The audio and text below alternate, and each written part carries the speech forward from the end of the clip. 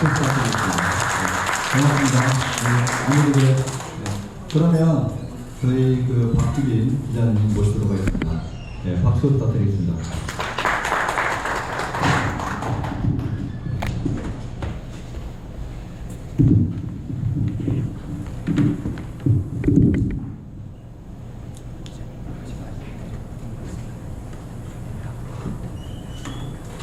경제신문 팬클럽 산업부 박규빈 기자입니다.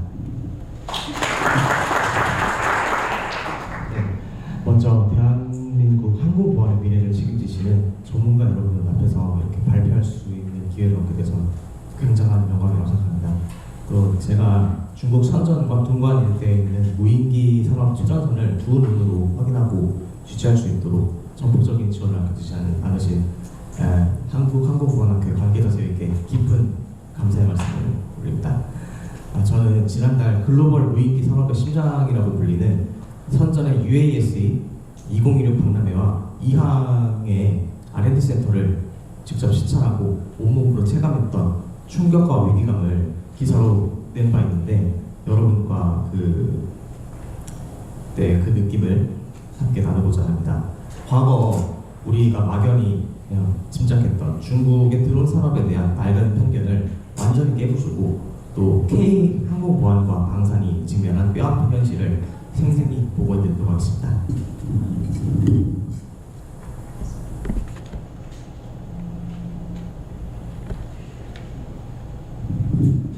네, 먼저 선전 컨벤션 센터에서 열린 2016 국제 저고도급 경제 무인 시스템 박람회, 약칭 UASA 현장인데요. 개막 당일 매우 습하고 또 비가 내리는 그런 악천후였습니다. 그럼에도 불구하고 전시장 안팎은 전 세계 바이어들로 발디딜 틈이 없었습니다. 중국 전역의 무인기 비행 시간은 작년 한 해에만 무려 총 2,666만 시간을 돌파했습니다. 중국은 저군 경제를 국가 전략 상업으로 삼아서 2035년에는 약 780조 원 규모로 시장을 키울 전망입니다. 전시장에 나열된 수많은 장비들을 보고 중국은 이미 개념 검증을 아득히 뛰어넘고 또 민간 상용화와 군수 방산이 융합된 거대한 대규모 양산 궤도에 진입해 있다는 사실을 피부로 느끼고 왔습니다.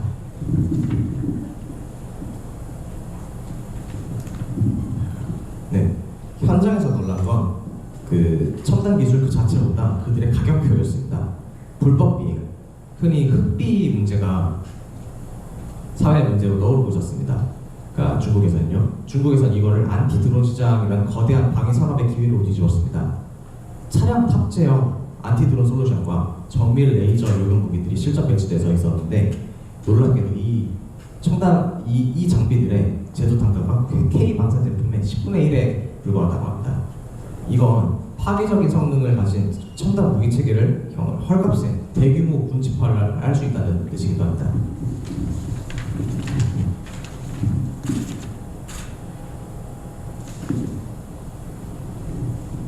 여기 오른쪽 사진을 보시면요, 공안이라고 선명하게 찍힌 차량 탑재형 무인기들 역시 현장에 대거 보급되고 있었는데요.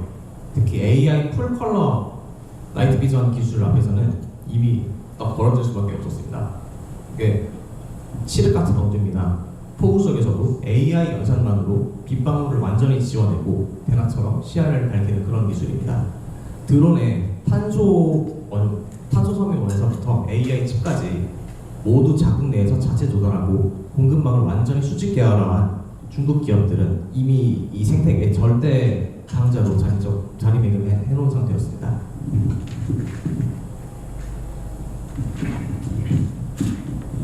네, 저는 UAM 상용화의 심장부인 광둥성 동관의 이항 R&D 센터도 다녀왔습니다.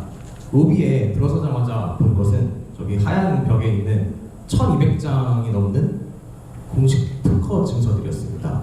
이 항이 전 세계에서 유일하게 모두 완비한 게 그 형식 인증, 생산 면허, 가망성, 항공 운항 증명 이 4대 인증을 모두 중국 민용항공국 CAAC를 통해서 받은 모습이었습니다.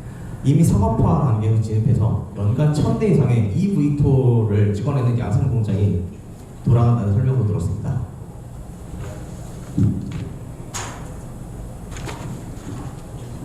라인업도 좀 볼만했는데요. 붉은색 이 소방용 모델이 EH26F라는 겁니다. 이건 최대 시속 130km로 날아갈 수 있고 100리터 용량의 소방용 소화 용액을 고층 빌딩을 향해서 날아가서 직접 발사를 한다고 합니다. 물류 운송용 모델이 저 밑에 있는 건데요. 이거는 EH26L이라고 합니다.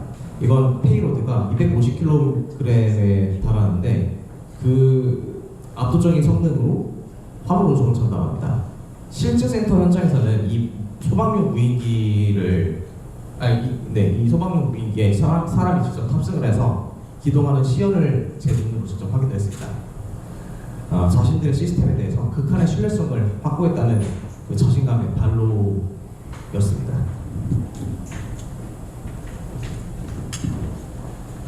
도시간 장거리 이동을 책임질 여객 모델 VT35의 내부 모습입니다. 이 기체는 조종판과 계기판을 완전히 없애고 그냥 객실만 존재했습니다. 최근에는 전고체 배터리를 탑재해서 비행 시간을 기존 25분 안팎에서 45분 이상으로 2배가량 늘렸다고 했습니다. 앞으로 90분 이상으로 늘리는 게 목표라고 설명을 들었는데요.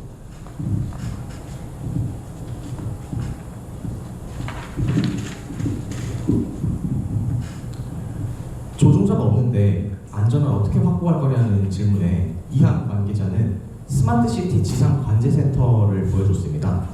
통신과 AI가 얽힌 거대한 파노라마 스크린 시스템이 있었는데 상공의 기체는 물론이고 또 지나가는 새들까지 실시간으로 탐지를 해서 회피를 통제한다는 설명을 들었습니다. 휴먼 에러를 배제한 중앙 통제가 훨씬 안전하다는 확고한 기술적 믿음이었다고 알만했습니다.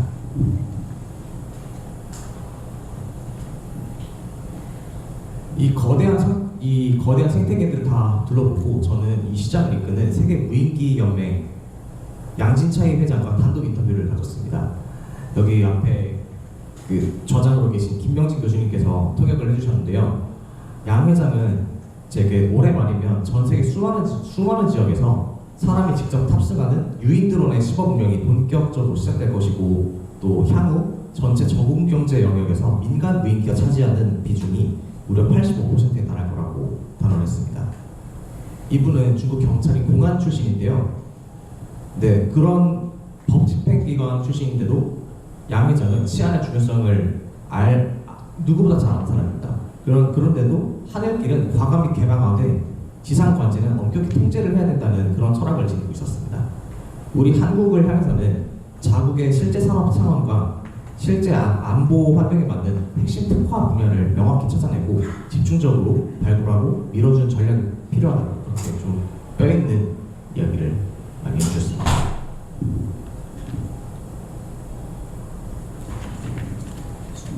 네, 발표를 좀 마무리하겠습니다. 중국은 더 이상 남의 것을 베끼는 조립 공장이 아니었습니다. 10분의 1에 불과한 압도적인 가격 경쟁력과 그런 속도로 전 세계 저공 경제와 방산 시장을 주도하는 룰세토로 진화를 한 상태였습니다. 하늘길이 열린다는 것은 경제적 축복인과 동시에 드론의 물리적 타격과 사이버 해킹이 동시에 쏟아지는 하이브리드 안보 위협이 닥친다는 뜻입니다. 산업 규제는 과감히 풀되 불법 드론을 완벽히 차단할 국가 평화안보 관제망 구축에 적극적인 투자가 시급합니다. 제가 중국 현지에서 보고 느낀 충격이 오늘 학회에 모이신 여러분의 집단지성을 통해서 대한민국의 하늘을 혁신적으로 지켜내는 귀중한 마중물이 되길 바랍니다.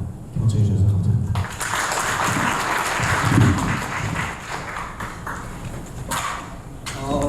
제가 잠깐 여기 최종철 대표님 잠깐만 나오시죠. 사실상 이게 이제 그 오늘 발표를 해주신 우리 최규빈 기자님 말씀 끝에 사실상 제가 우리 최종철 드론 매거진 대표님 잠깐 소개를 해드리고 싶어요. 왜냐하면 사실상 이제 드론 매거진을 운영하면서 드론 이런 국제적인 국내적인 동향을 또 다본인 설명하고 계시고 최근에 월요일날 드론 대드론 TF 공청회 가서도 또 취재도 하시고 하시는 분이기 때문에 나름대로 좀 감상도 있으실 것 같고, 오늘 저희들이 토론 주제하고 딱 걸맞는 그런 어떤 코멘트도 해주실 것 같아요. 한번 모시겠습니다. 우리와 부탁드리겠습니다.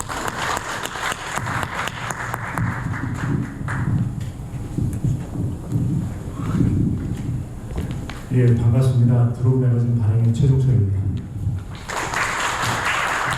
앞서서 소개를 해주셔가지고 뭐라 말씀을 드려야 될지 잘 모르겠습니다. 사실 저도 안보 쪽에는 보안 쪽에 꽤 오랫동안 있었습니다. 실질적으로 저희가 이라크 사업도 해봤고요. 그리고 국내 시장은 이게 보안하고 그리고 안보하고 그리고 국방 쪽으로 신경을 많이 쓰다가 보니까 드론 매거진이라는 거를 3년 전에 창간하게 되었습니다. 3년 동안 저희가 전 세계를 조금 누비고 있고요. 그리고 신천 박람회를 한 3회 정도 지금 이렇게 다니고 있는데, 지금 저희는 단순하게 드론을 그냥 드론과 대드론을 조금 얼마 투자를 하면 따라잡을 수 있지 않을까. 근데 사실 예산 부분입니다. 비용이 너무 많이 들고 있고요. 그리고 중국은 지금 막대한 수조 원을 쏟고 있습니다. 그리고 책임에 대한 좀 불이합니다. 스타트업을 하더라도 실질적으로 거기에 책임 전가를 하지 않고요. 우리나라 같은 경우는 책임 전가를 합니다. 그리고 예산이 게임이 안 됩니다. 지금 국토부나 국방부나 그리고 다른 부처에서도 드론하고 대드론에 대한 예산을 많이 잡았다고 하는데, 지금 지난달에 신천을 다녀오셨던 분들은 아실 겁니다. 1년에 이쪽 분야에 수백조를 쏟고 있습니다. 근데 우리는 단순하게 중국과 대한민국 그리고 드론과 대드론 이것만 보고 비교를 판단하기 때문에 단순하게 드론을 쉽게 보시는 것보다 조금 더 깊이 봐야 될 상황이고요. 그리고 얼마 전에 지난주죠? TF팀 어제 TF팀이 끝났습니다. 국무총리실 산하의 TF팀이 끝났는데, 거기에서도 꼭 위원분들은 대드론을 맡고 계신 것 같고, 저희 객석에 계셨던 기업인들이나 관계자분들은 드론을 맡고 있는 포지션이었습니다. 어떤 문제에 대해서 쏘면 대드론 측에서 막고, 정말 그냥 겉핥기식으로 돌아가지 않나 이런 생각이 듭니다. 이제는 모든 거 이제 사실 오늘 오한석 박사님께 한번 질문을 하고 싶었는데, 테러에 대한 규정을 데이터를 많이 갖고 계신 걸로 알고 있습니다. 근데 지금 우리나라는 73년 동안 전쟁과 지금 휴전 국가입니다. 그러다 보니까 테러와 그리고 전쟁에 대한 우리가 규정을 어떻게 판단할 거냐, 공존하는 시대에 살고 있는 것 같습니다. 지금 실질적으로 공존하는 이 상황에서도 관계부처에서 지금 다 따로따로 지금 하고 있어서 되게 좀 아쉬운 부분이 있는데요. 여기에 계시는 모든 분들께서 아이디어를 좀 모아주시고 그리고 공존할 수 있게끔 협업을 해주시고, 이제는 중국 시장은 사실 정말 그냥 여기 계신 분들 상상 이상일 겁니다. 젊은 세대부터 장년층까지, 그리고 기술이 대중소가 없습니다. 융합입니다. 무조건 융합하셔야 되고, 지금은 항공보안학회에서 하는데 제일 가성비 좋은 거는 무기는 오물풍선이었습니다. 제가 판단하기에. 그거를 항공보안학회에다가 얘기를 했는데도 거기 관계부처에 계신 분들이 그거 내 거 아니야, 이거 내 거 아니야, 서로 핑퐁하다가 지금까지 온 것 같습니다. 지금은 오늘 제가 두서없이 말씀드렸는데, 모든 힘을 좀 모아주셨으면 좋겠고, 그리고 기업들 그리고 학생분들께 관심을 많이 지원 사격을 해주셨으면 좋겠습니다. 이상입니다. 감사합니다. 감사합니다. 좋은 코멘트 감사합니다. 사실상 여러 가지 이제 아이들이 있어도 또 그것을 융합하고 또 그걸 보완해서 추진해야 된다는 그런 좋은 말씀이었고요.